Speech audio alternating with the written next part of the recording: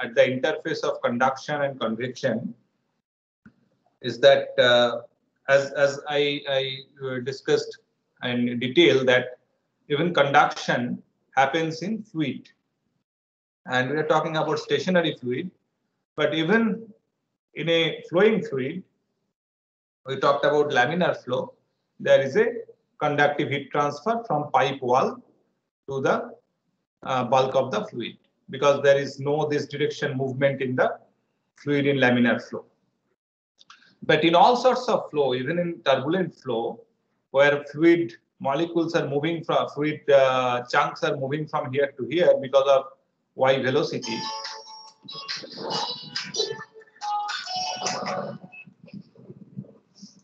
even fluid moves in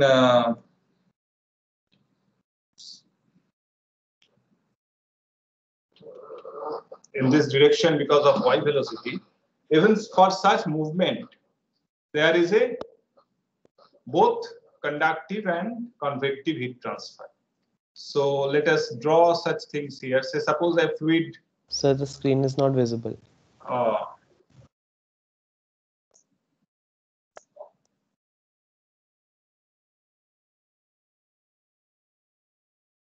Now it's visible?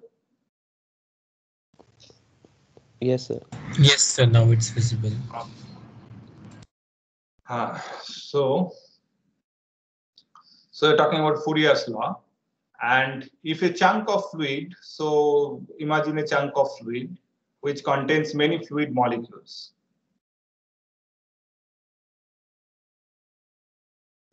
And convective movement means this fluid chunk is moving in another place. So this is convection. But even if during this convection, there are other fluid molecules nearby this chunk, and this molecule may burst on this one, and thereby transfer heat by conduction. So this kind of transfer of heat by molecular movement, not bulk movement, even for a moving fluid. See, there are two time scales. The time scale by which the fluid moves is much slower than the time scale by which the molecules move. So by the time the molecules are moving, so this fluid molecule may transfer some heat by this kind of mutual collision. So this is a kind of conduction that always happens even in a moving fluid, even when convection occurs. Okay, so we can think of an analogy like this: a bus is running by carrying people from one place to another. So this is convection. So if some people jumps from the bus, that's a conduction. So that kind of things happen. Although this bulk is moving towards this, some molecule go and bulge on this and again maybe coming back or moving just away from this.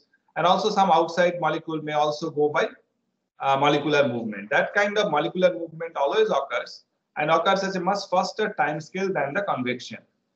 So while convection occurs, no one can stop conduction to occur either. So most of the time, conduction and convection occurs together. Now the mutual degree or mutual strength of these two processes might be different. For certain fluid, the convection may be the dominant part and conduction may be small.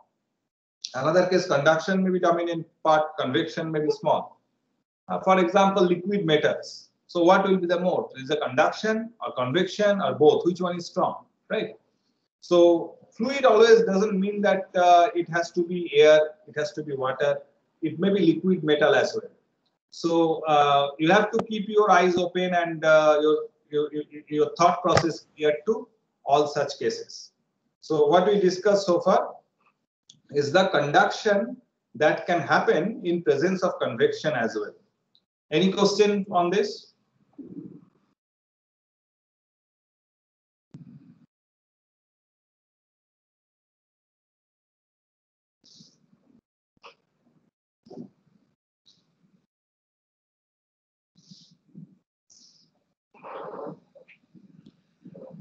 Abhishek Kumar. Yes, sir. You understood? Yes, sir. Okay.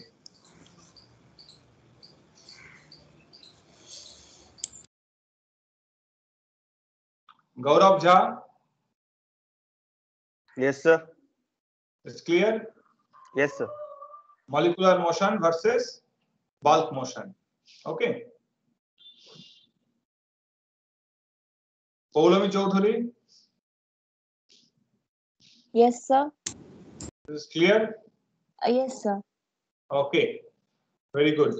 So now we'll derive the microscopic balance. I'll derive, where is this? Microscopic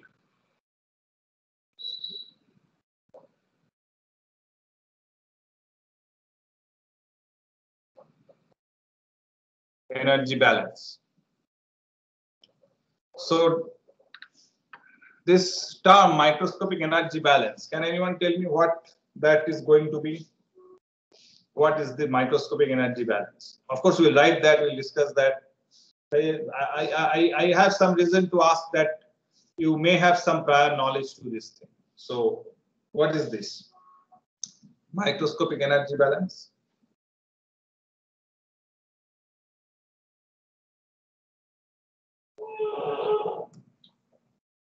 Sir, internal energy of the matter considered. Why it's called microscopic? It's energy balance, of course. Sir, I think it's all about molecules. We are dealing with molecules instead of macroscopic systems. Not exactly. Any more idea?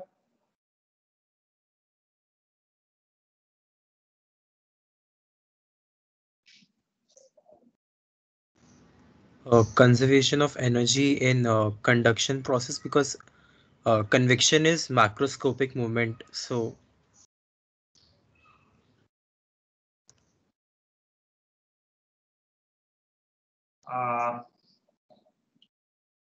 So are you familiar with microscopic momentum balance? Have you heard this term?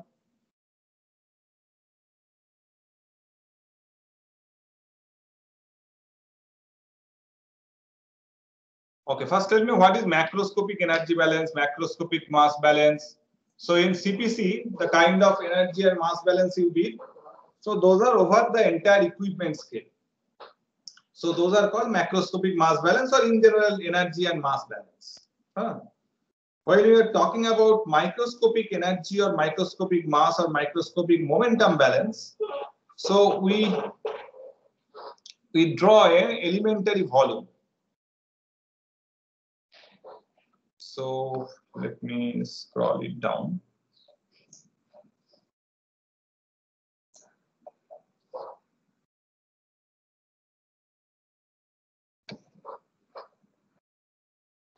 We draw an elementary volume.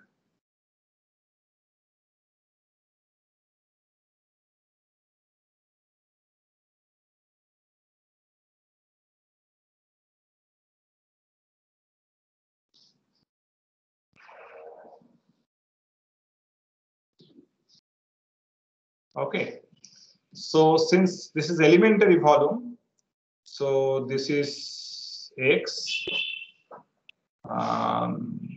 this is Y,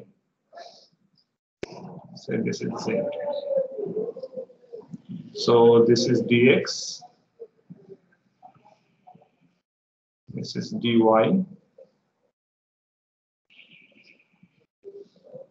this is dz.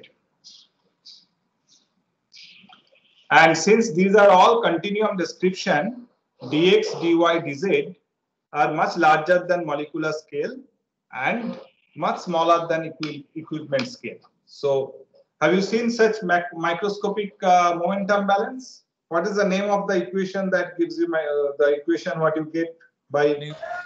It's a continuity equation. Continuity equation you get by writing Microscopic mass balance. Mass balance. And when you write microscopic momentum balance, which equation you get? Navier-Stokes, I guess. Yeah. You get the Navier-Stokes equation after certain assumption, simplification, and substitution of the expression for tau. Navier-Stokes equation applicable for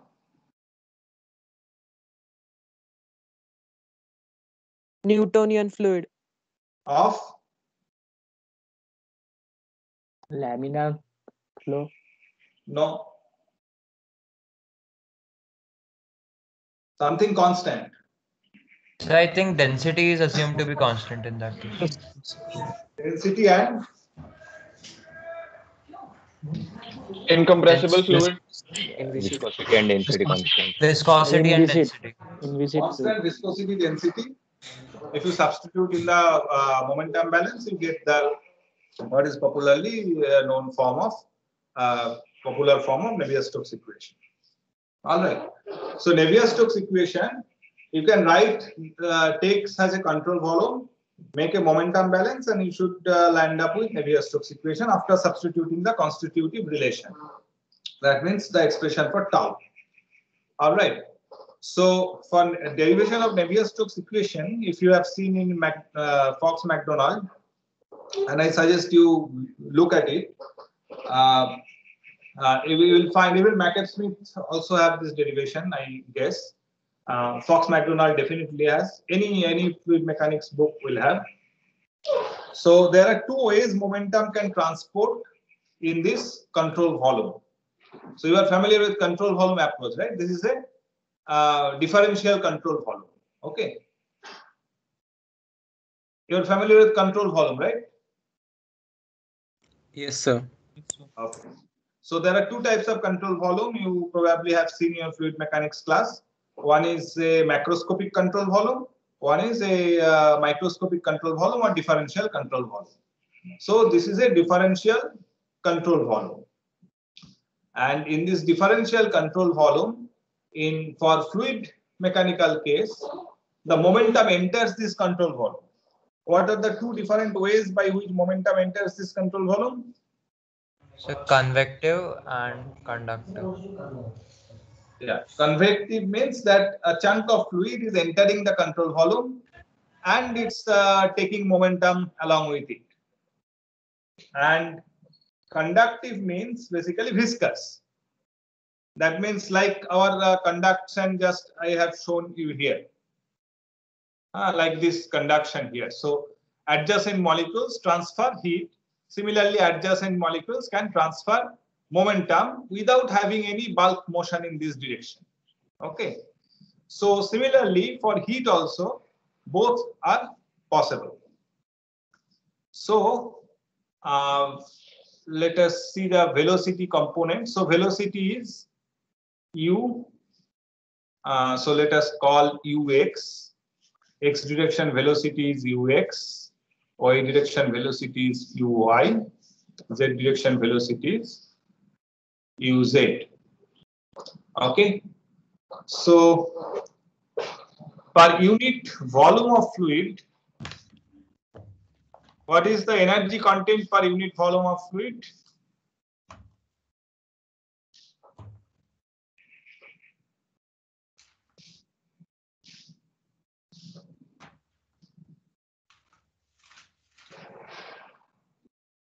What is the momentum content per unit volume of fluid?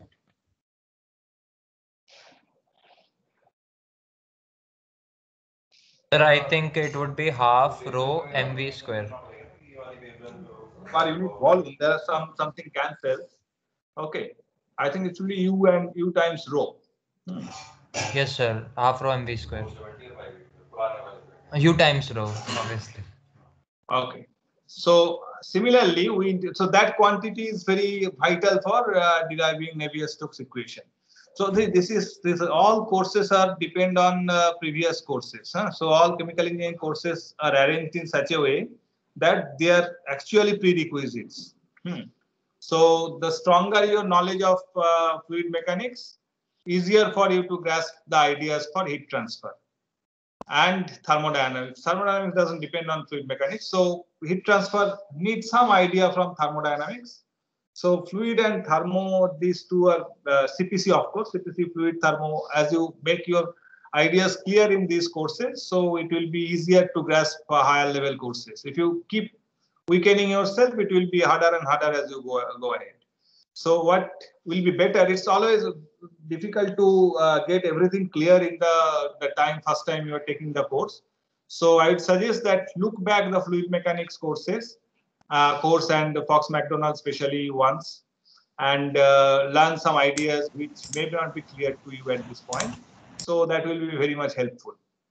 Okay, so let us start by writing energy content per unit volume of fluid. So first you tell me whether energy should be internal energy, enthalpy, what it should be. What should we mean by energy? Sir, internal energy. Internal energy. Okay. Then why we always write enthalpy balance, not internal energy balance when we write energy balance?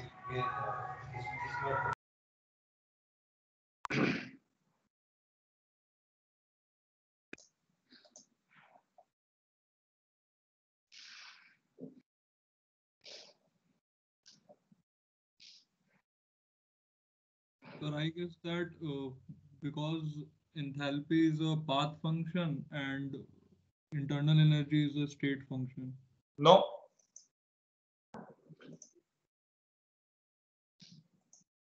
Enthalpy is not a path function. Sorry. Question is that why we write enthalpy balance for energy balance and never internal energy balance. So as you go in, anyone has any answer to this question? Sir, maybe because most of the processes occur at constant pressure, so it's easy to define a state function. No, most of the process doesn't occur at constant pressure. Even for process, those are not occurring in constant pressure. But those also, you always write enthalpy balance. Sir, because like maybe enthalpy balance also accounts for internal energy balance and plus change in PV. Exactly, that is the answer. That there are two types of energy that may enter. One is that a fluid may come with its internal energy, and while it's entering the control volume, it pushes part of the control volume, and that requires PV work. So the internal energy and PV work both together forms the enthalpy. Okay. So that's why the energy means enthalpy. So when we write energy balance, we always write enthalpy balance. So now write down this expression for enthalpy per unit volume of fluid.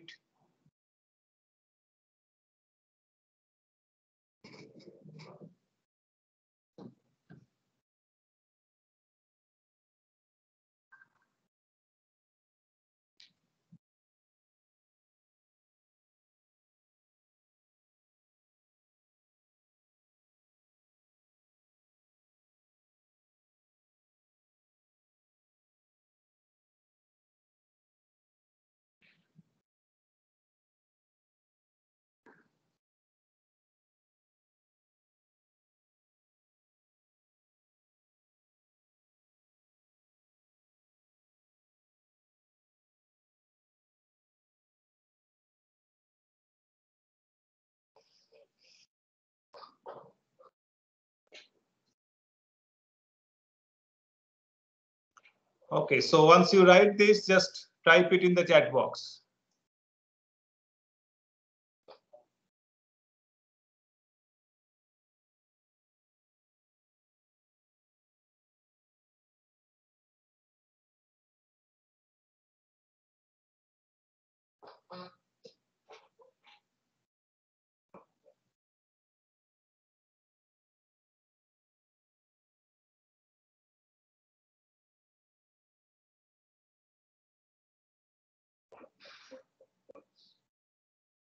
Enthalpy per unit volume of fluid.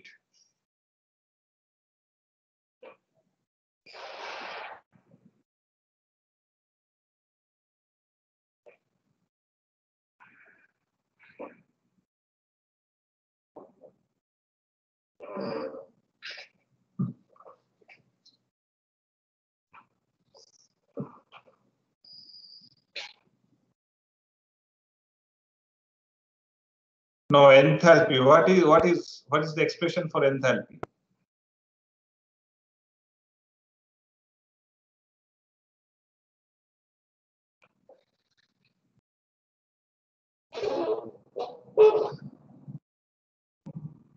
So I think your thermodynamics class hasn't started yet, right? But you know what is the expression for enthalpy?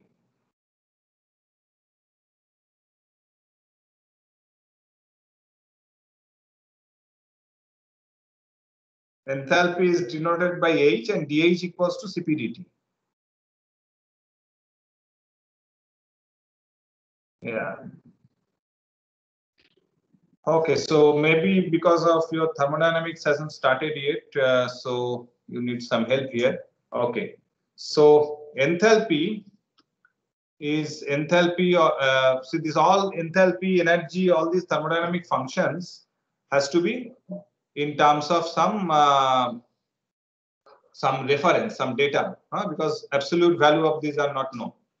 So enthalpy equals to Cp T minus T reference. So this is the enthalpy per unit mass. So this is enthalpy per unit mass. So actually there should be a hat. We know that. So we can take T reference equals to 0. So arbitrary any reference temperature, we'll take the reference temperature as 0 Kelvin. So then this simplifies to Cp times T. This is say joule per kg. But we need per unit volume of fluid, so we multiply it by rho, kg per meter cube. So rho Cpt is the enthalpy per unit volume of fluid with reference temperature as 0 Kelvin. Clear? So H equals to Cp dt, that we will learn in thermal. So this is the enthalpy per unit volume. Any question? Why H equals to Cp dt? Except that I can answer other questions.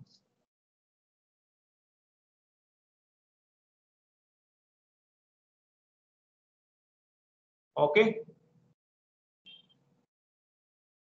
Shall I move to next concept? Sub concept, not a new thing will not come. Any question? Otherwise, I'll move. So if you understood, just tell yes, you can move. Yes, sir, we can move. Okay. Yes, Very sir. good. Yes, sir. Good. So next idea is the statement that flux of anything is velocity times density. Flux of momentum is the velocity at this plane times momentum density at that plane. So this is very important concept. You can justify, understand this by drawing a plane that here velocity is u. So unit time, this will sweep a volume of u, and how much mass, so this area is unit area. So how much mass comes per unit area, per unit time, that is u times 1, there's a volume times rho. So velocity times density, that is the flux. That the flux of that material that is coming per unit area, per unit time. Mass. This is the mass flux. So mass, the rho is mass density. That's the mass per unit volume. You get mass flux. So let me repeat this concept again. So I am claiming that flux of anything, mass, energy, momentum, particle, anything, flux of anything is velocity, flux of anything across a certain plane, of course, is the velocity at that plane times density of that thing on that plane. That is my claim. I am justifying it by showing you the mass flux across a plane of unit area where the velocity of fluid is u, meter per second. So if I wait for 1 second, this velocity will push a fluid column of 1 meter length. And because the area is 1, so the volume of fluid that came through this is 1 meter cube. Is u meter cube. Yeah, this is u meter, 1 meter square times u meter. So u meter cube, and its density is rho kg per meter cube. So this much mass came through that area per unit time. So instead of 1 meter square, you can take any area. Say you take an area A. And the fluid velocity is u. So in 1 second, again it will sweep a fluid column whose length is u.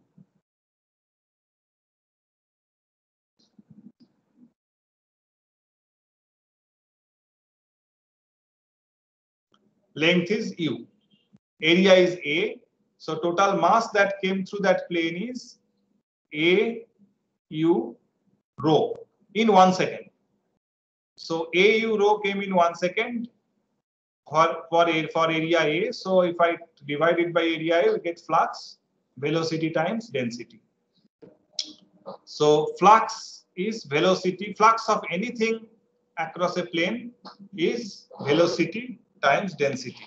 It may be mass, it may be momentum, it may be energy, it may be anything. There is a very important and powerful expression and idea. So any question, please clarify. From now onwards, if we need flux of anything, we'll simply write velocity times density. This is convective flux. This is not molecular flux. This is convective flux inside a flowing fluid.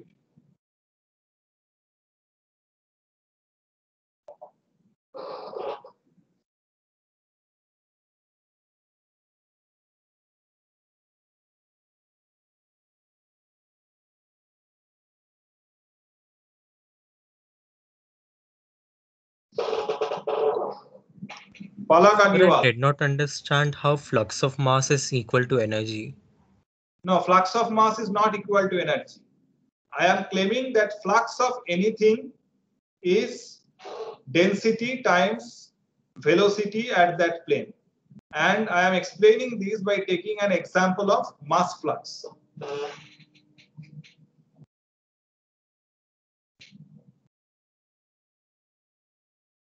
Devesh. Yes, sir, I got it. Okay.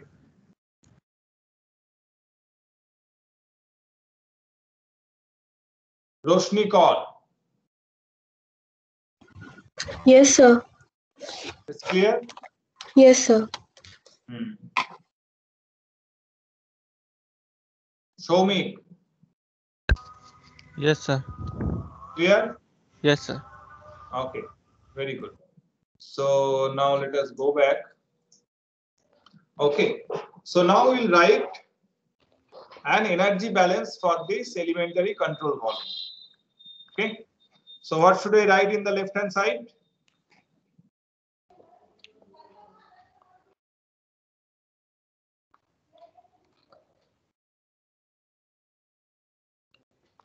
When you write any balance, what do you normally write in the left hand side? What is the form of balance?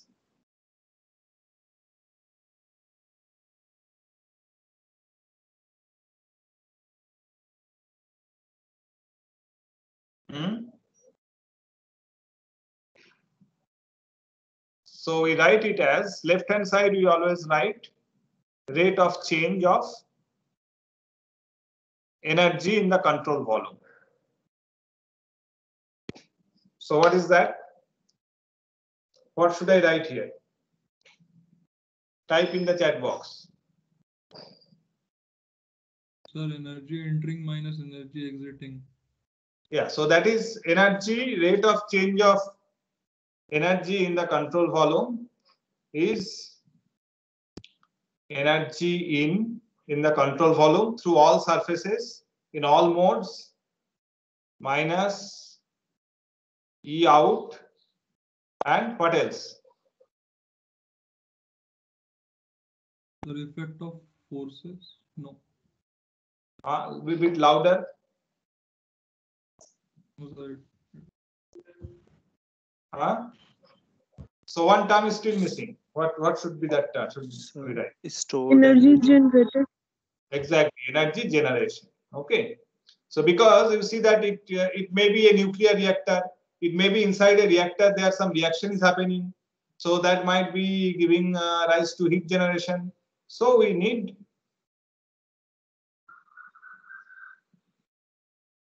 Okay. Now this balance is complete.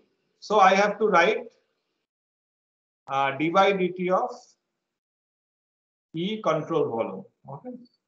Dy dt of del by del T of E control volume equals to E in minus E out plus generation. Since generation, we do not have any idea at this point whether it's because of reaction or something. So we do not know, but we can write it as generation per unit volume Q dot, that is the heat generation per unit volume times the control volume. So dx dy dz. So this term is done. So what about energy control volume? What should I write here?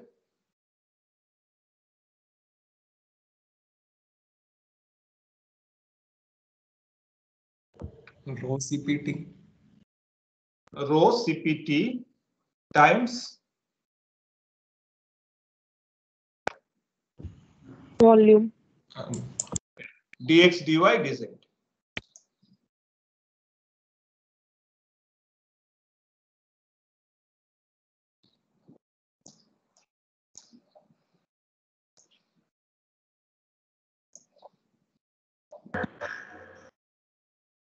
So we'll write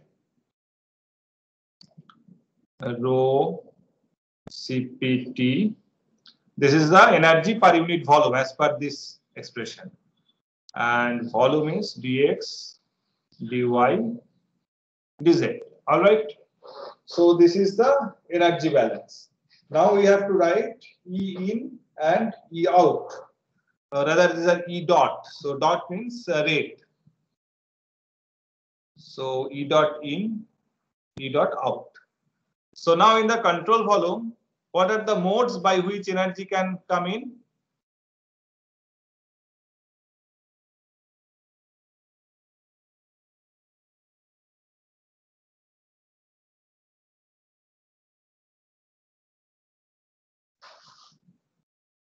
So to understand that, you have to think of a fluid which is flowing very slowly, or rather think of a liquid metal which is flowing very slowly. Okay. So let us think of liquid metal. So it is the molecules of liquid metals are filled in this area. Okay.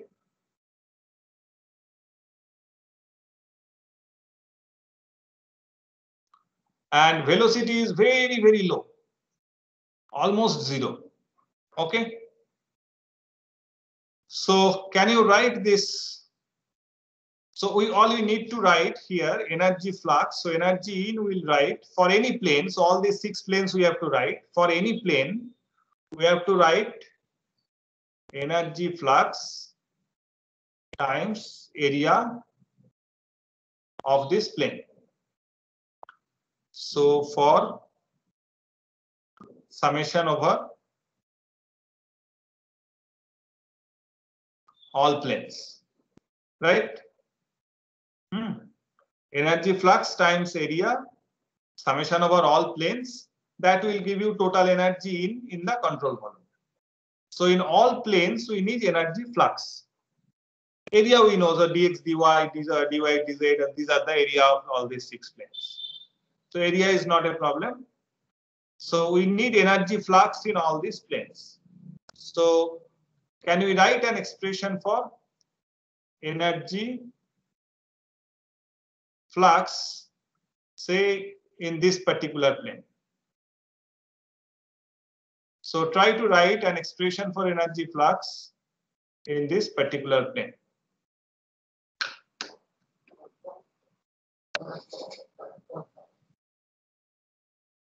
So remember, this is liquid metal flowing at very low velocity, not zero, but very, very low. Think and write. I'll give you 5 minutes time.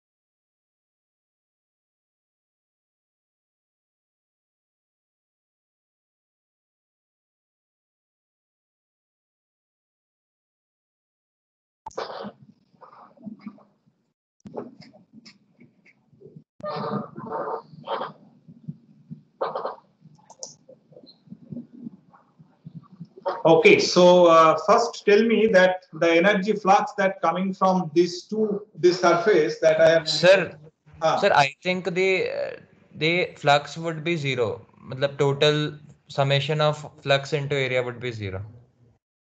So that we'll see. The total we'll see what it comes to be. So because we are assuming that the liquid is मतलब it's not, density is constant, and so the number of molecules entering from both the sides would be equal. That may not be. So nowhere where have we said that such equality exists? Sir, if the number of molecules are different, then the density will vary. We never said that density will not vary. We haven't made any assumption regarding density. Okay, density we can take as constant. That is not the issue. So it will be clear. But first you have to say that you have to first write an expression for the energy flux through the shaded plane. So what are the two processes that will lead to energy flux through that plane? Convection and conduction. Convection and conduction. So the energy flux will have two terms. efflux, conduction,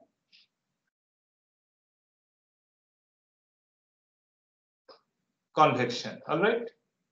So now we have broken into two components. So now let us write first this one. Conductive flux across this YZ plane. Sir, why not? Minus KD. Huh? Sir, why not radiation? Why not? Sir, he's asking why not radiation? Radiation. Why Radiation happens at very high temperature. So radiation happens above 700 degrees centigrade. Laptop तो charge नहीं रहेगा. So radiation happens at high temperature. So we'll consider only conductive and convective fluxes. Radiation is not there.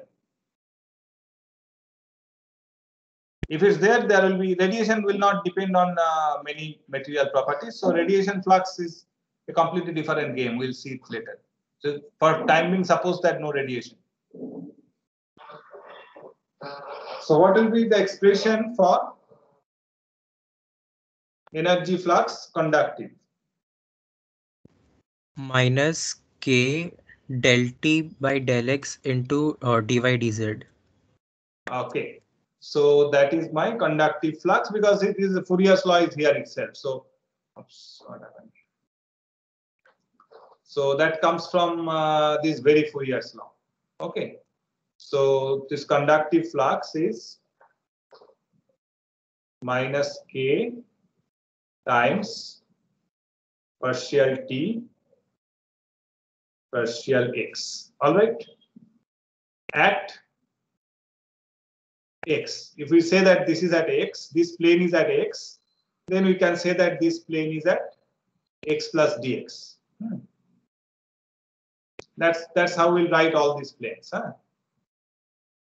This at lower X, we'll call it as X. This is called it as X plus dx. So this is minus K times del T del X at X. And what about convective flux?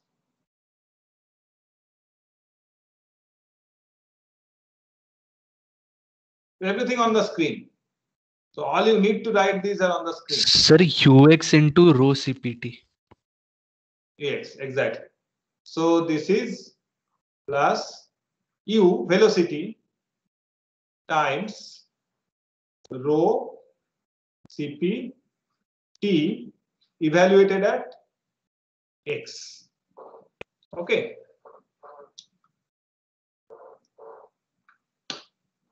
Done. So rest is little bit of algebra. So you should be clear about whatever written on the screen. The entire idea is on the screen. Entire idea of microscopic energy balance is on the screen. Rest is little bit of algebra, will not be a stumbling block, but the conceptual things are all here. So look at it carefully and make sure that you understand every bit of it, including the conduction plus convection, people jumping out of the bus and going back again. So all these ideas should be clear.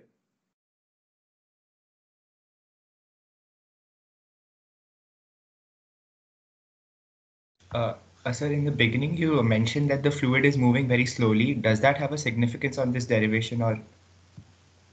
This doesn't have any significance to this derivation. This is just to give you certain ease to conceptualize that, yes, there are both conduction and convection. Okay, sir.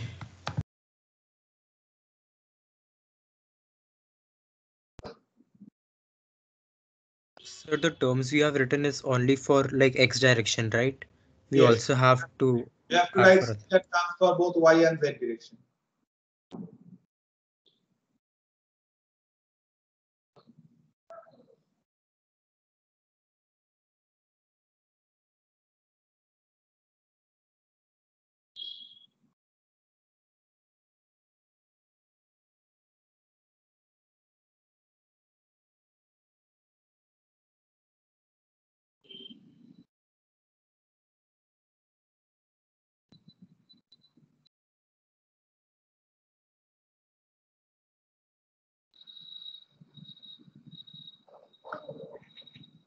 Okay, so now let us go a little bit of algebra here.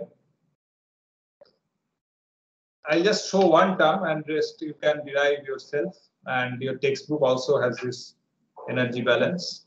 So we can just write, let us write the x component of this. So we can write x component as, so this is the energy in at x minus k del t del x plus ux rho cpt. These are all evaluated at x. So that is the in term. Similarly, there will be out term at x plus dx minus k del t del x plus ux rho cpt at x plus dx, and both multiplied by the area dy dz. There will be similar terms for other two pairs. So now we'll divide both sides by dx dy dz. So left hand side we'll have del by del t of rho cpt equals to, we'll see that you find negative of del by del x of minus k del t del x plus ux rho cp t, and you will have similar yz terms, and finally plus q dot. So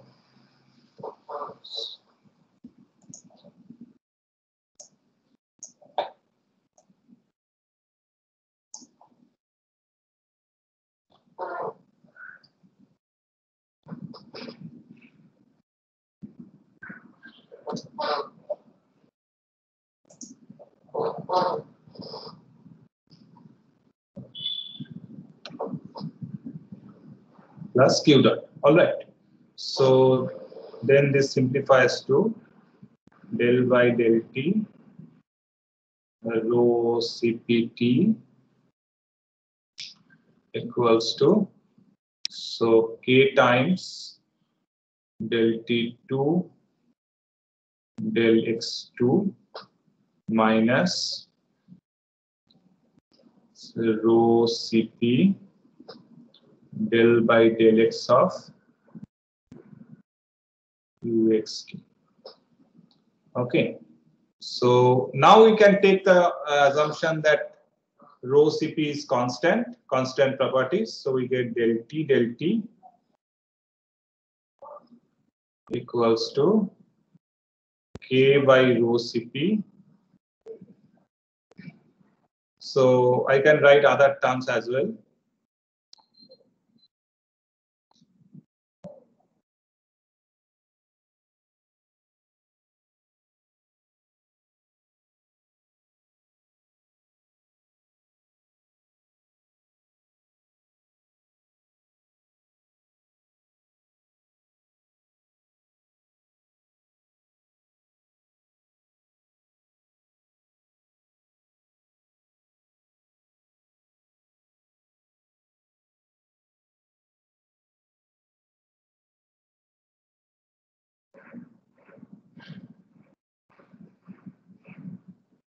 All right, so this is our, okay, we have plus q dot. So this is our energy balance. So this is in Cartesian coordinate. So you can have similar equation in cylindrical and spherical coordinate as well. So you can also write it in terms of grad operators, the operators, not grad divergence operators. Okay, so this equation will be useful. We'll use it in the same way as we used Navier-Stokes equation. You take a situation and then reduce this equation to that. So learn this equation, look at the derivation, and if possible, it's not exactly part of this curriculum, but you can also derive it for cylindrical and spherical coordinates. All right, any question? So there must be a denominator of rho Cp in the Q term. Yes, sir. Yeah. Q times rho Cp. That's why. Q dot. See, this is Q dot if it's per unit volume. Okay, yeah, there will be rho Cp in the denominator of Q dot.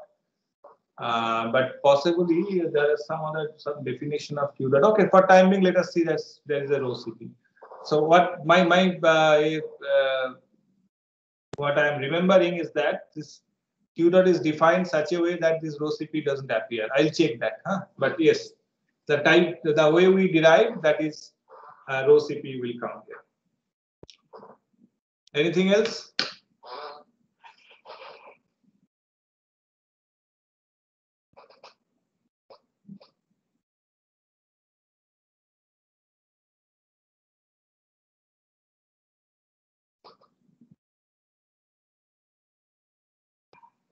Sir, can you explain the Q dot part again? So Q dot is the rate of heat generation, that is the heat generated per unit volume. Okay. So that's why we write generation of heat is Q dot times dx dy dz. So when we divide all sides by rho Cp, so we have one rho Cp coming here.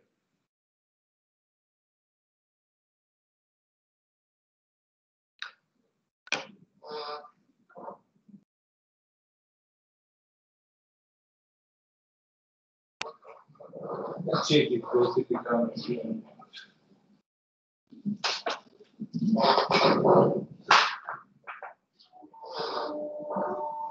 Sir, here we assume that rho and Cp are constant, right? Yes, we take constant properties. So now who was asking that there will be 0 or something? So now your confusion is clear. It should not be 0, right? Yes, sir. Okay.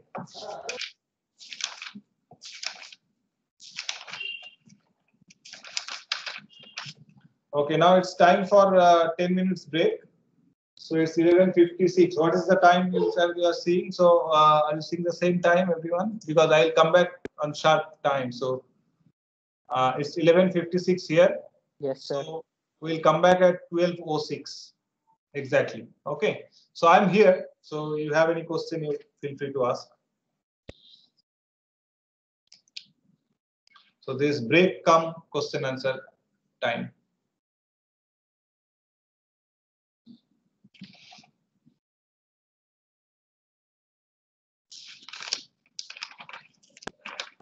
Excuse me, sir. Mm-hmm. So I didn't understand that efflux convection part. So how do you write that? This one. Yes, sir. Okay. So did you understand that flux of anything is velocity times density? Yes, sir. Okay. So now flux of energy will be velocity times energy density. Sorry, sir. So the flux of energy is velocity times energy density. So the same expression, flux, just I can write flux of energy equals to velocity times energy density. So that I have written.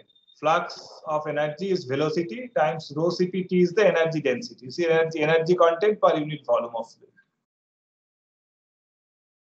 Thank you, sir. Sir, Ah, the left part of the equation, that is dt del by del t rho cpt dx dy dz, can we consider it as a E accumulated? rate of change of, rather, yeah, accumulation. If you say accumulation is rate of change of this, yes, it's accumulation term. Okay.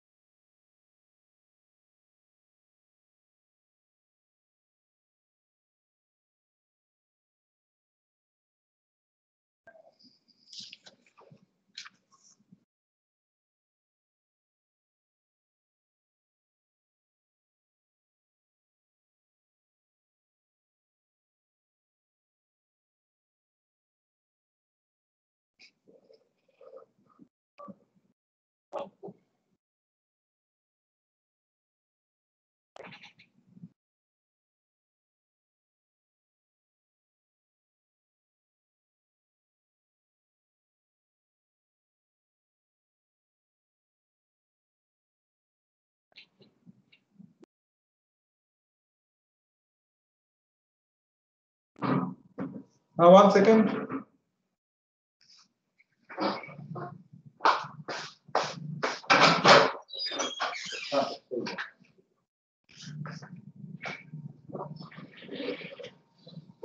অফিসে আমার একটা sample আর city দিয়ে গেছে সৌরভ। হ্যাঁ হ্যাঁ, আমার একটা class চলছে, এটার পরে তিনটে দেখো এটা কোনটা বলছো?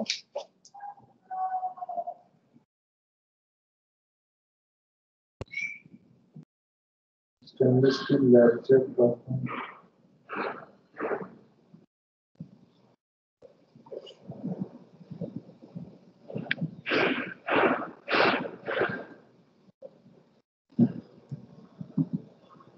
মানে একটু দিলাম আর সিডিও দিয়ে গেছে। হ্যাঁ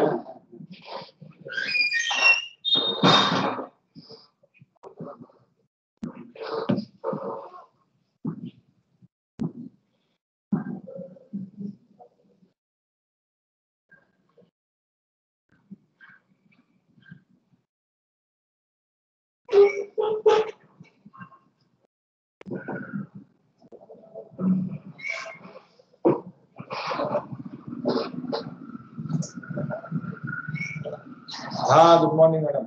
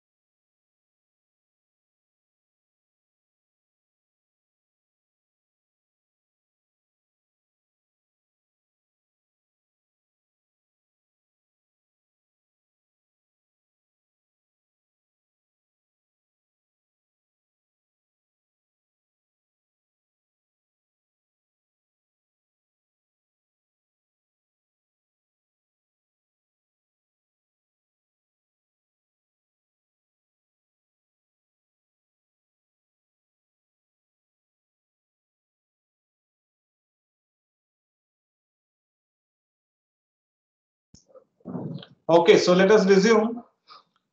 And can you see this Navier-Stokes equation in Cartesian coordinate? Yes. Okay. So you see the similarity between this equation and the equation we derived. So instead of momentum, we have energy here. And you can see that you can also divide this equation by rho instead of Cp. So you just divide by rho. And in the double derivative term, you get mu by rho. What is the name for mu by rho? Mu by rho is known as Kinematic viscosity. kinematic viscosity, or there is another name.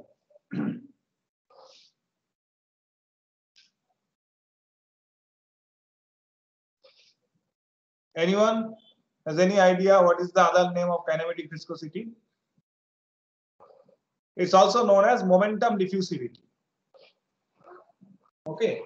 So mu by rho is also known as momentum diffusivity or kinematic viscosity. Okay. So similarly, and it's the reason why it's called momentum diffusivity, because if you write the mass balance, you find the mass diffusivity coming here instead of in front of this term. So here it comes mu by rho. For mass diffusivity, it comes diffusivity DAB, and for heat, it comes to be K by rho Cp. That's why K by rho Cp is called thermal diffusivity. So it's denoted by alpha equals to K by rho Cp. It's known as thermal diffusivity.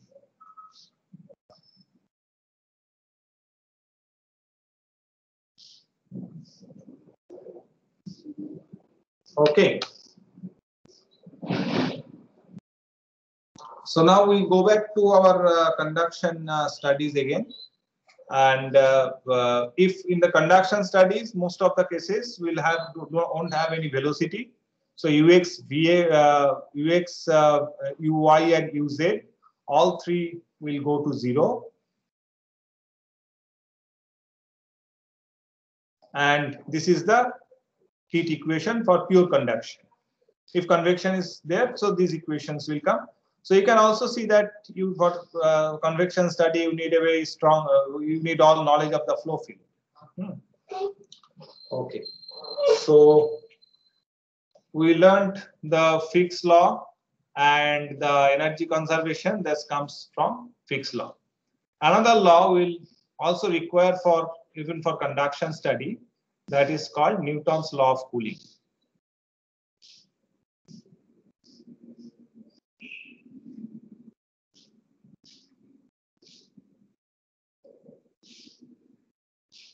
Newton's law of cooling. So anyone has any idea what is Newton's law of cooling?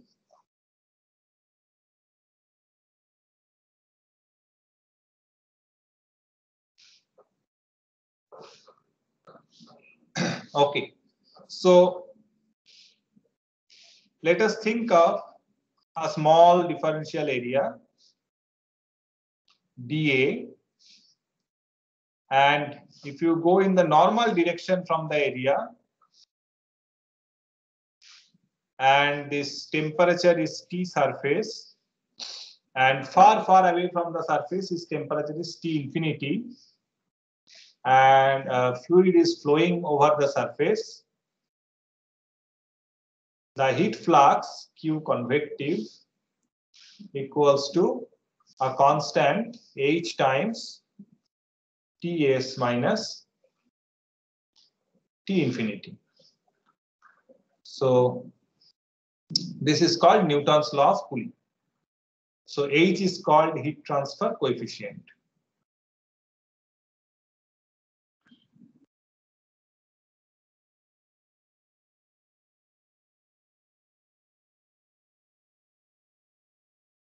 H is called heat transfer coefficient. Okay.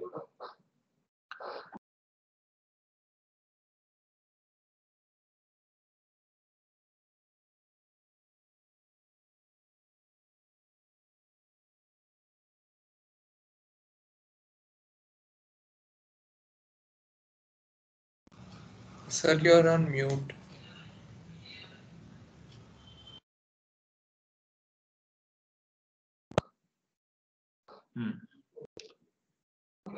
All right. So, okay. So this is Newton's law of cooling.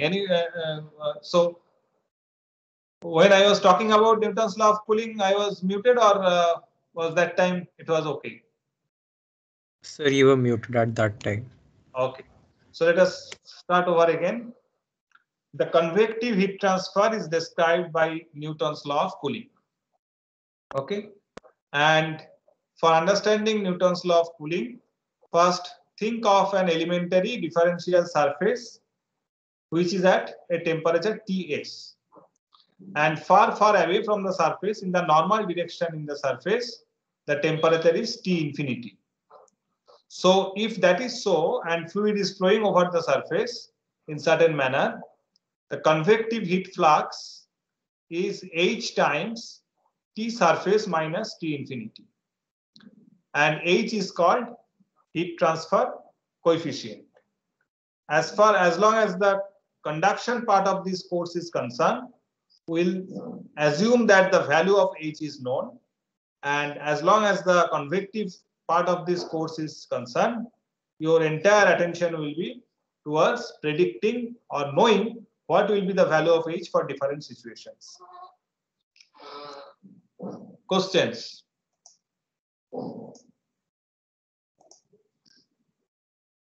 Sir, I mean, what we had read earlier was that it's Ts minus T environment. So, sir, why have you written T infinity? T infinity means it's far away from the surface. Temperature gradually changes from T surface to T infinity. So it should be far away from surface so that its surface effect is not there.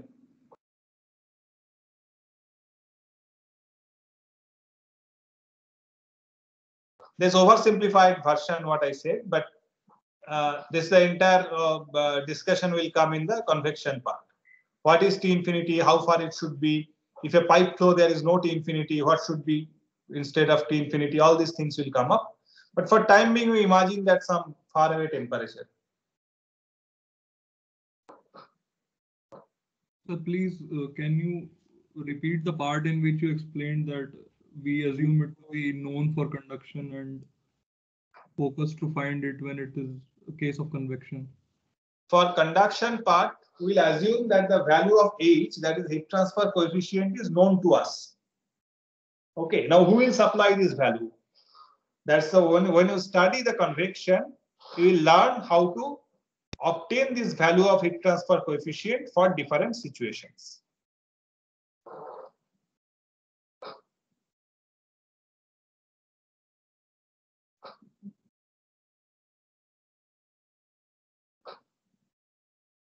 Okay. Sir, I did not understand the direction of the fluid flow in this case with respect to the direction of heat transfer. Heat should be transferred from Ts to T infinity, right? But the fluid is flowing from left to right. So I didn't understand this. The flow of fluid will determine what will be H. Okay. So all we know at this point is that there is some flow.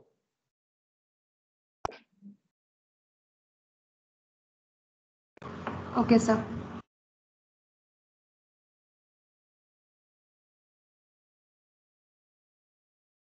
Anything else?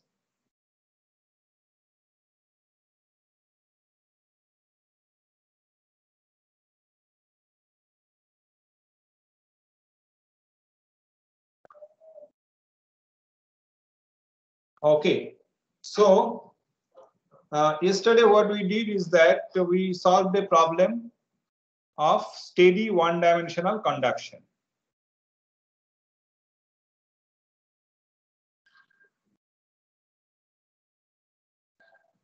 Okay. So in steady one-dimensional conduction, we said that Q dot equals to K times T1 minus T2 divided by X1 minus X2. So some assumptions are involved here. See, steady one-dimensional conduction, say we can think of a rod,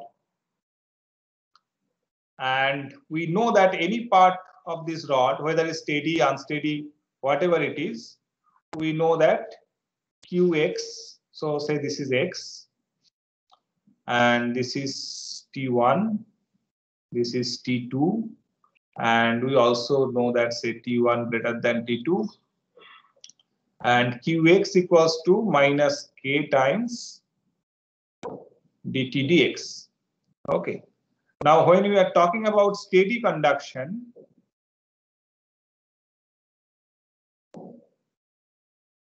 that means q dot x will not change with time. Now, see, at any location q dot x, so here also this q dot x will not also be able to change with x, because if q dot x changes with x, higher q dot here, lower q dot here, there will be accumulation in this location. So that is, since this is a steady state in this entire rod, there is no accumulation of q dot is possible. So the accumulation of heat is possible. That means steady conduction means that q dot x is not a function of x. All right. So that means for steady conduction, this is not a function of x. K we have taken as constant. So that means for steady conduction, dt dx is constant. That is, temperature varies linearly. So that is why we were able to write this form of equation. So it's an important result that for steady one-dimensional conduction, this dt dx is constant. That is, it's a linear. Okay. So now we are ready. So any question on this particular concept that q dot x is for steady conduction, one-dimensional, two-dimensional maybe is slightly different cases. We'll talk to it later. But for one-dimensional steady case, we have q dot x is independent of x.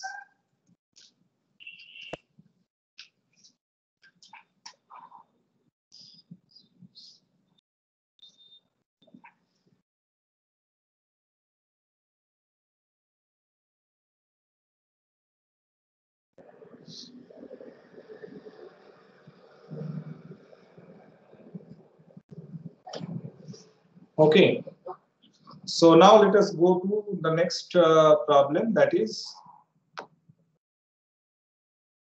composite wall.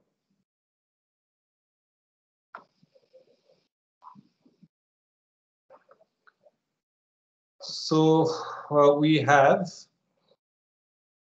now the problem is the following. So before that, so I sent you a tutorial. Have you seen that? Got it in your Teams? Yes, sir. Okay. I've got it. Good. So if you have a printer, just print it and keep it with you, and along with a notebook, pen, and of course calculator. We'll solve some problems. Okay, first before we solving problem, we'll just analyze a composite wall. Okay, so this is a wall, long as a large wall, and this is one layer of thickness L1. Thickness L1, thermal conductivity K1, this is thickness L2,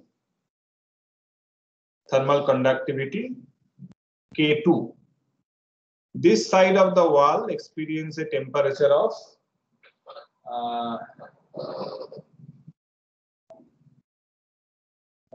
T1.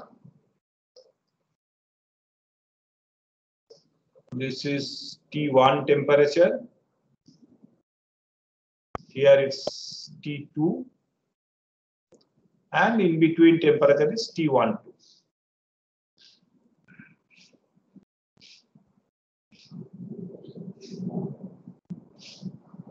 So the question is that what is heat flux? Say this is x direction for this case. Okay. So now do not forget the 5-step problem solving methodology.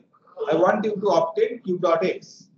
But before you do that, so I have drawn the schematic, and first you go through understanding the problem and ask questions if you have, and then devise a plan for solving this problem and then solve this problem.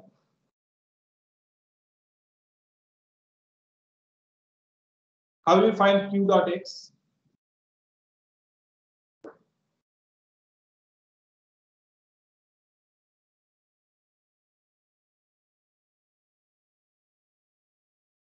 It's a steady state. Okay? Steady state, that means the heat flux is same everywhere. Otherwise, there will be accumulation. If q dot x is something here and something different here, something different here, there will be accumulation. That's not allowed. That means q dot x is same everywhere.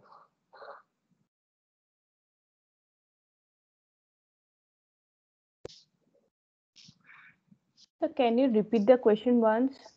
Okay.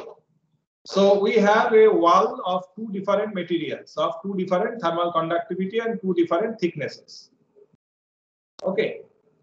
So now the inside of the wall is maintained at a temperature of T1, outside is maintained at a temperature of T2. We are asking what is the heat flux through this wall. See, you can imagine a large glass plate, and on the glass plate you give another cover. Say put another cover on that glass plate. So this kind of composite wall. So these are very common in engineering. We'll see the example. We'll see the example for that. But for time being, just think of this kind of composite wall. That means the two layers, and heat is flowing from this direction to this direction. So I wrote it as x direction. I just wrote I just drawn a section of this one. This is the section.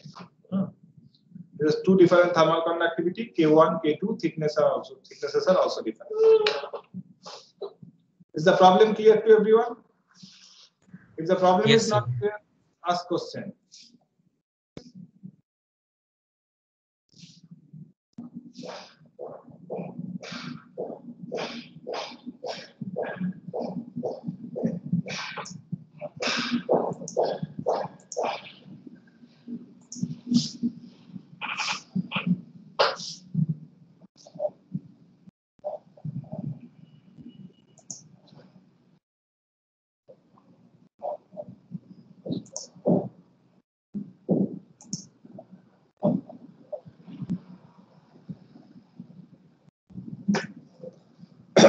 Now make a plan.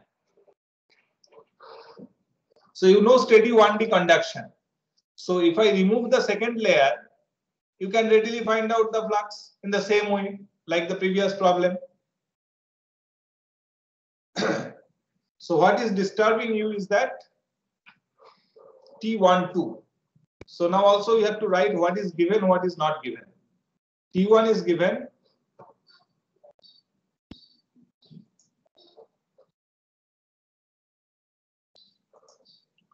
So this one is given. This one is given. This is given. This is given. You have to find out this thing. Now someone tell me what is the plan for getting that. Sir, we can write flux of heat is equal to minus K1 T21 minus T1 by L1, which will also be equal to K2 minus K2 T2 minus T21 by L2. So on solving this equation, as we have everything known except for T21, we'll just simply solve it and we'll get the answer. Okay. Everyone want to make a slight refinement to this plan? This plan sounds good to me. Need a slight refinement. So we can take an analogy from the considering it as an electric circuit with two resistors in series. Yeah. So that will come. But using Fourier's law, you know that the heat flux is same everywhere. So you write heat flux in the material 1 and heat flux in the material 2. So you will get two equations from Fourier's law. These two equations has two unknowns. One is the Qx is the unknown and T12 is another unknown. So solve these two equations for these two unknowns. So you solve Q dot x. So solve it and tell me the expression for Q dot x. Type it in the chat box.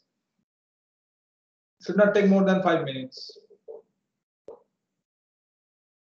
Take your paper and pen and start solving.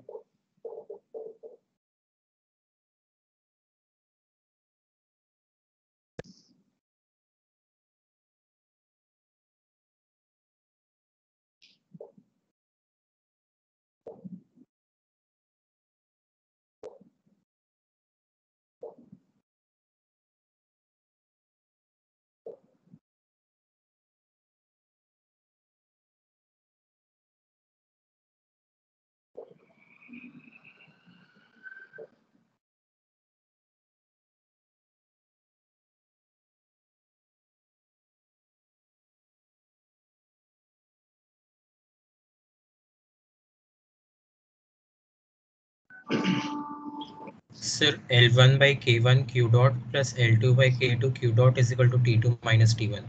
Yes, write down in the chat box. I have to see that how many of you get it.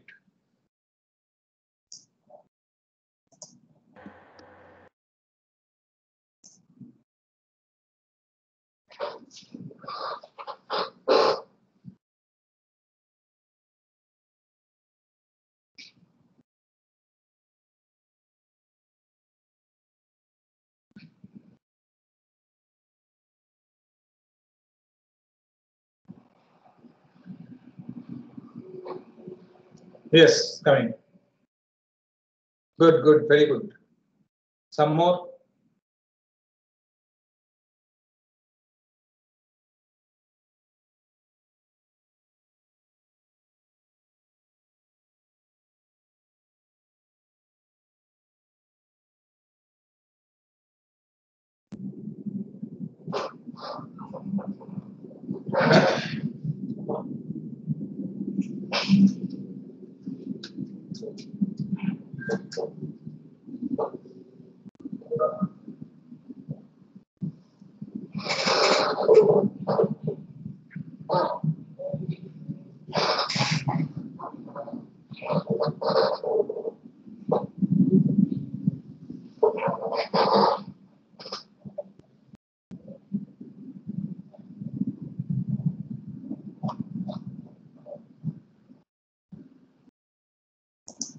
Okay, I think most of you have done it. So this is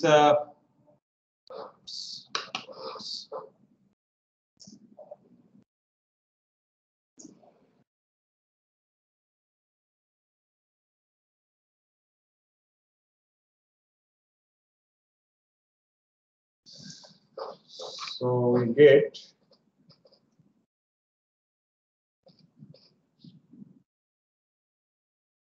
Qx equals to T1 minus T2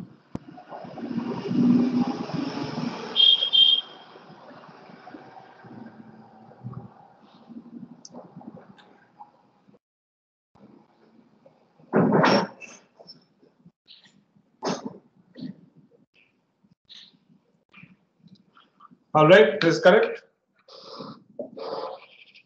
Okay, so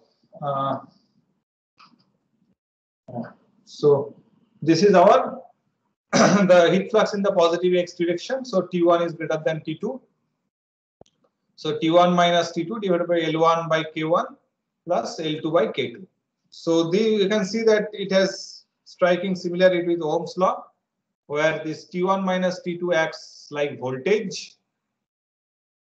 So this is like V, this is like I, and this is our resistance. And you can see that the resistance is, because the resistances are in series, so two resistances are adding up and giving you this combined resistance. There may be resistance in parallel. There are certain things we need to consider for that. We'll see that separately. So this is a resistance in series. Okay. So now you are ready to solve the second problem of this tutorial. Go ahead and solve the second problem in tutorial, and then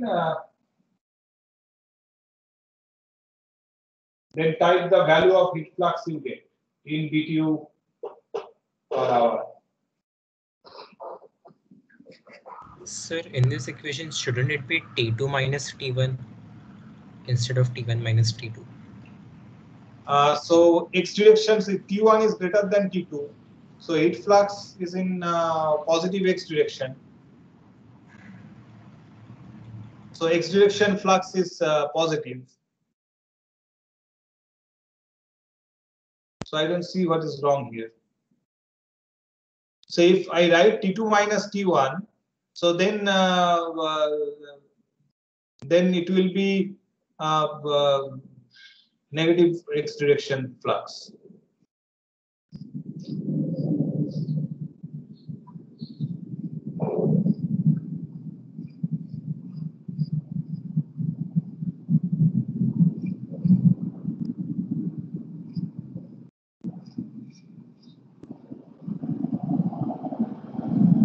So I don't see what's the trouble here. So anyone say everyone is getting this T1 minus T2?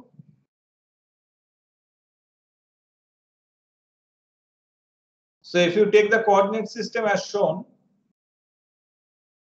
so you get T1 minus T2. Should be, because the flux in the positive X direction. Heat flux, direction of heat flux is positive X. So it should be a positive number.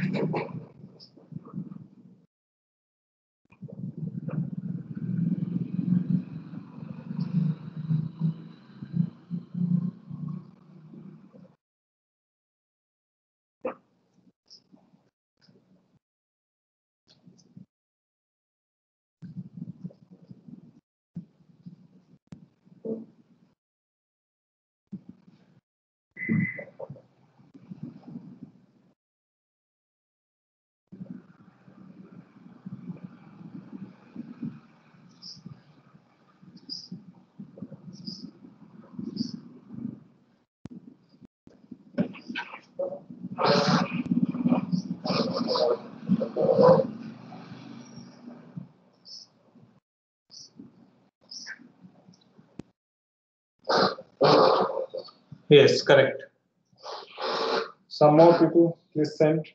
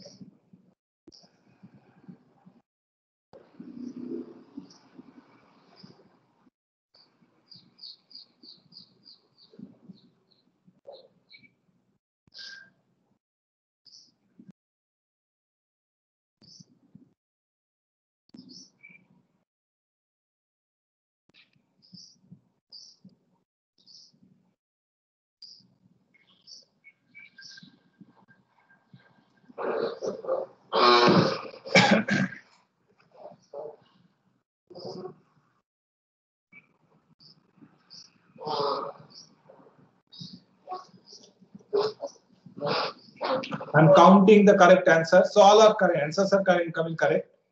I just want at least 30% of the class to send me the answer.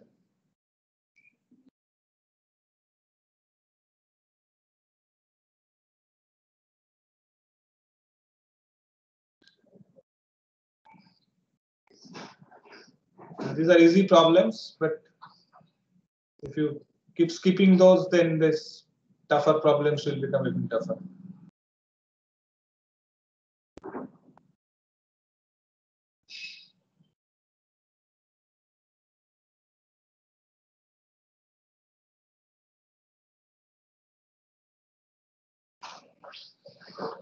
Okay, good. So you see that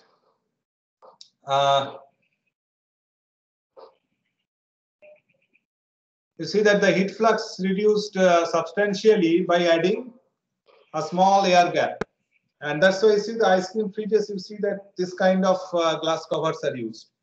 The upper one is thicker because people will want to put their weight on this and almost try to leak the ice cream from outside. And the middle air gap is the basic important insulation, and the lower glass need not to bear any weight, so it need to be maybe thinner. This just the function is to just hold the air gap. So now what so far we assumed.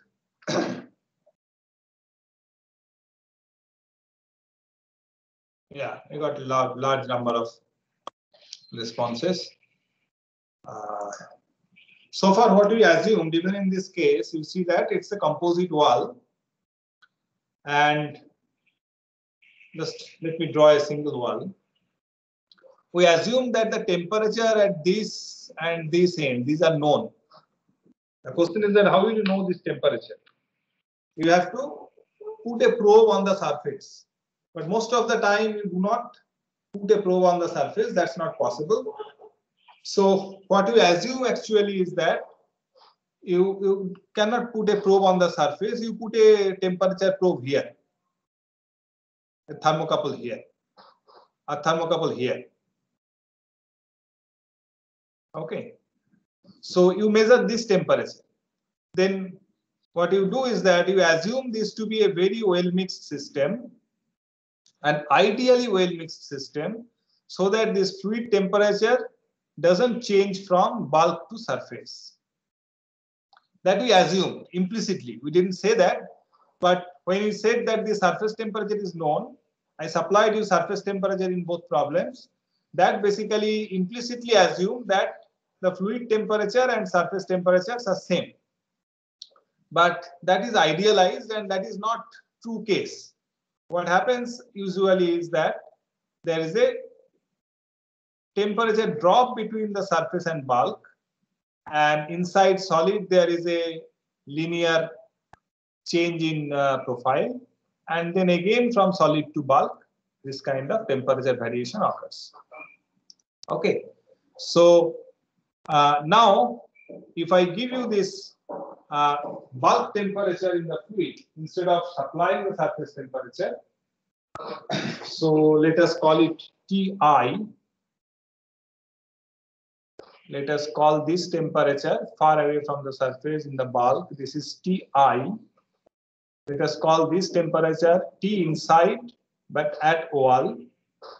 This temperature T outside but at wall, and this is as TO. Okay. So what is known in this problem is Ti is known.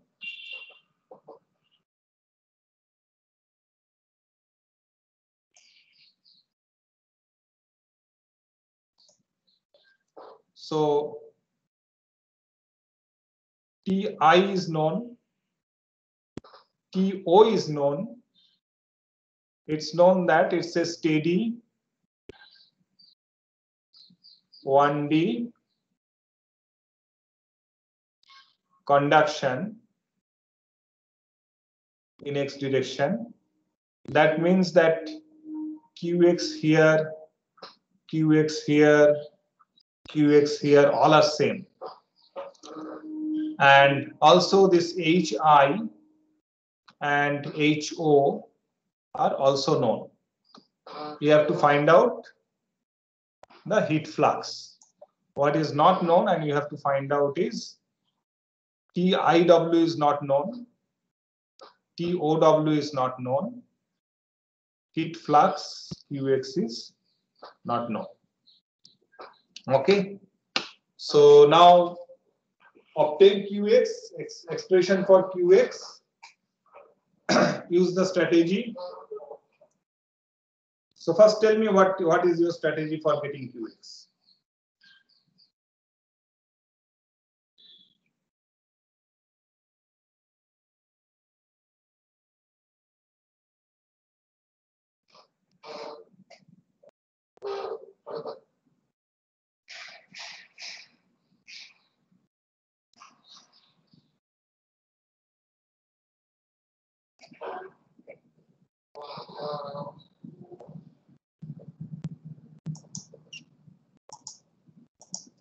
Let me see who can tell me.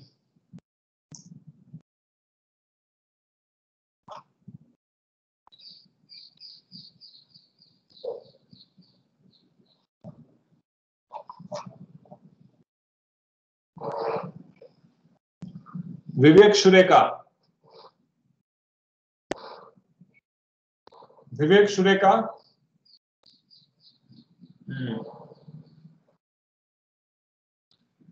Udat Anuradha.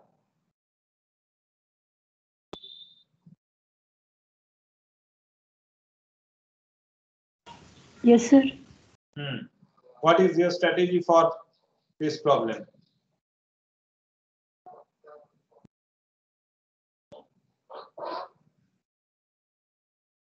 You understood the problem? Take a few minutes to understand the problem. Just a slightly different version of the previous problem. Yes.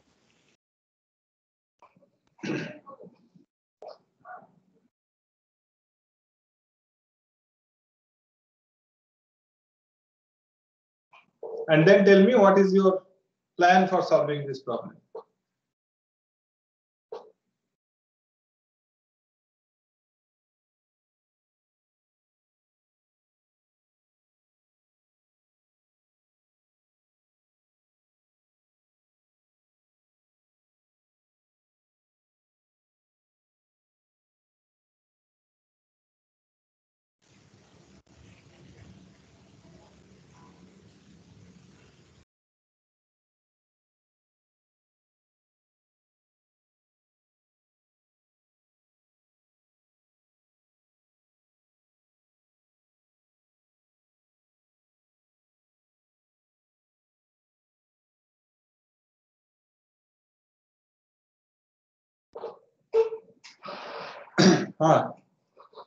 Go ahead, tell me what's the plan.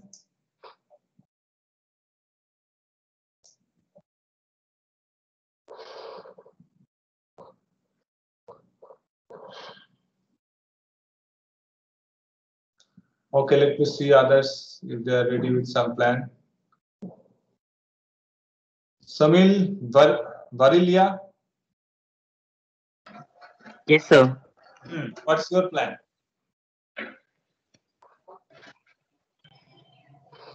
So can you please show the question again?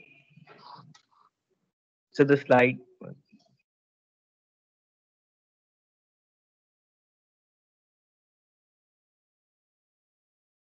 So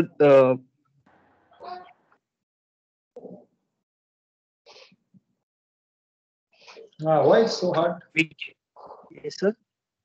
Why it's taking so much time? So all you have to write these three equations. Qx equals to, first write the convective term Hi. So we are talking about x direction flux. So we'll write this from Ti minus TIW. W. One first equation. Second equation again Qx equals to, so in this direction flux, so we can write minus K into, so here length is 0, this temperature is here, this TIW minus TOW divided by 0 minus L. Okay. Second equation. Third equation again Qx equals to HO times TOW minus TO. These three equations will be solved for three unknowns: Qx, TIW, TOW. Out of which TIW, TOW is not our interest, so you can substitute these two from here and solve for Qx. Now tell me what is the expression for Qx. Type it in the box, chat box.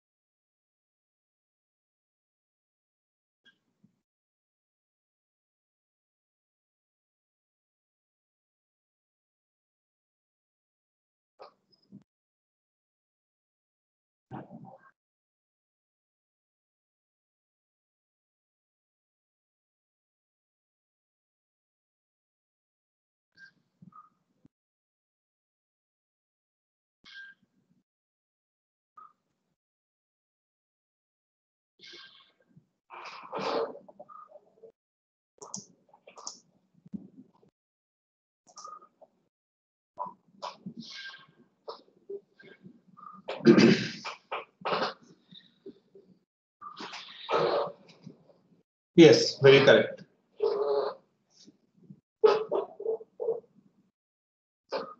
Nidhi Raj, done.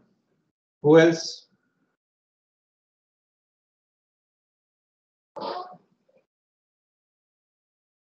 Yareva Rushi Girish, correct.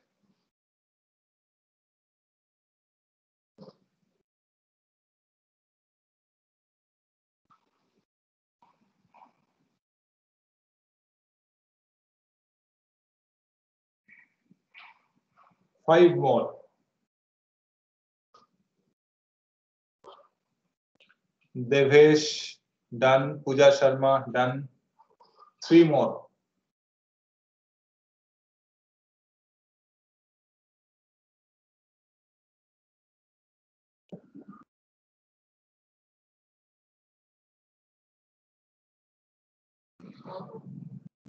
Abhishek, show me. Okay, done. So you can see that, yeah, Varun, Tanmay, correct. Tanmay, okay, Tanmay has taken HI in some. Don't take HI out, Tanmay, just keep the resistance format. Abhishek Kumar, done. Yeah. Yeah, so now you know that. So basically the convective resistance should add up to a conductive resistance.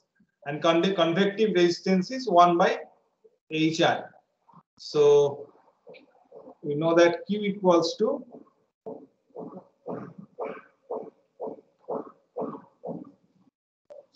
we get Q equals to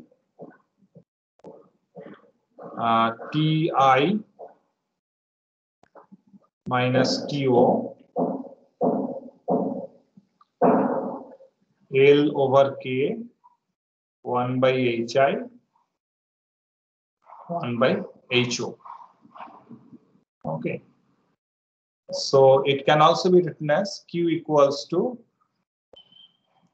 L over K plus 1 by Hi plus 1 by Ho inverse into Ti minus To. So this is the flux. This is the overall driving force.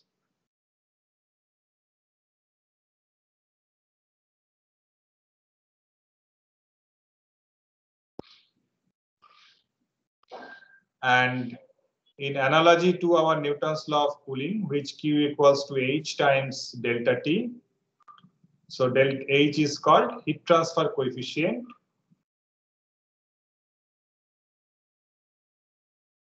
So this is, since this contains all resistances, this is called overall heat transfer coefficient.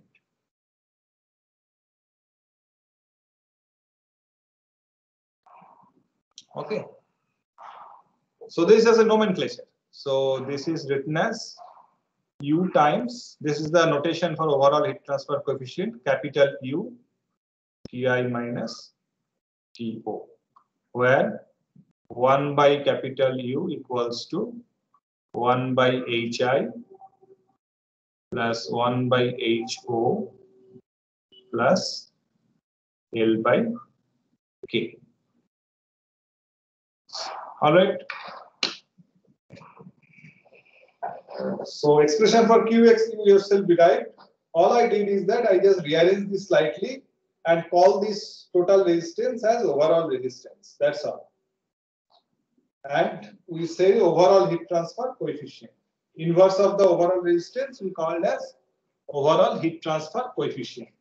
In analogy with Newton's law of cooling, which has H as heat transfer coefficient, that only has the convective resistance included. When we include all the resistances, we call it overall heat transfer coefficient. Any question?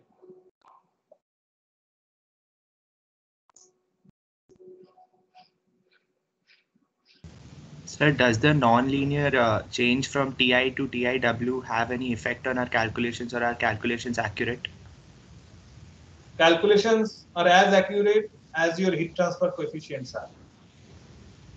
If your heat transfer coefficient is accurate, your calculations are accurate.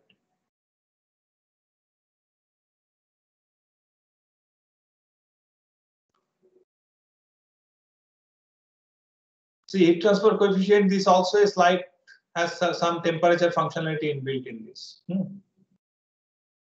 So it's not exactly independent of temperature.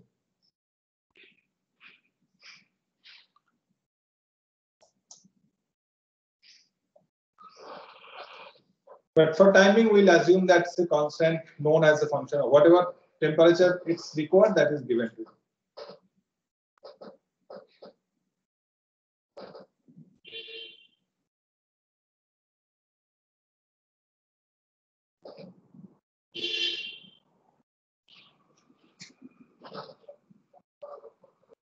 So you can think of it as a linearized version of this.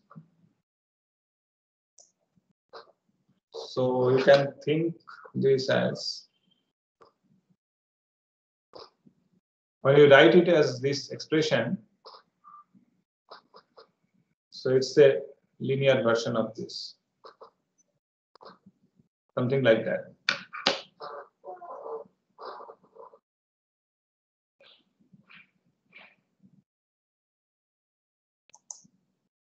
Sir, hello, sir. Sir, how will you know where to use H and where to use, where to use H delta T and where to use K delta T? See, if convection is occurring, then you have to use H. For example, here this is a fluid. Okay, this is a flowing fluid.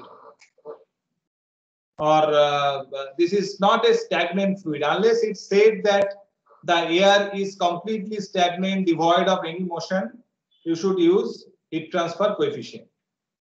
If it says that the fluid is completely stagnant, then you can think of conduction in the fluid, like this air between two glass plates in the previous example. There we didn't use any convective heat transfer coefficient because it's understood that the fluid is stagnant. But here, this is the outside air which is flowing. So we cannot use pure conduction here. So we have to use heat transfer coefficient. Okay. Yes, sir.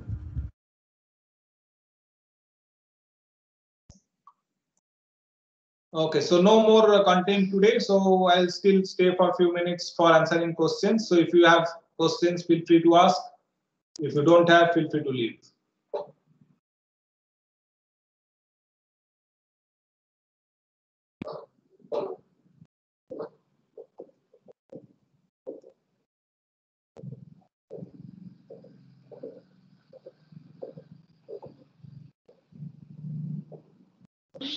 Thank you, sir. You're welcome. Thank you, sir. Thank you, sir. Sir,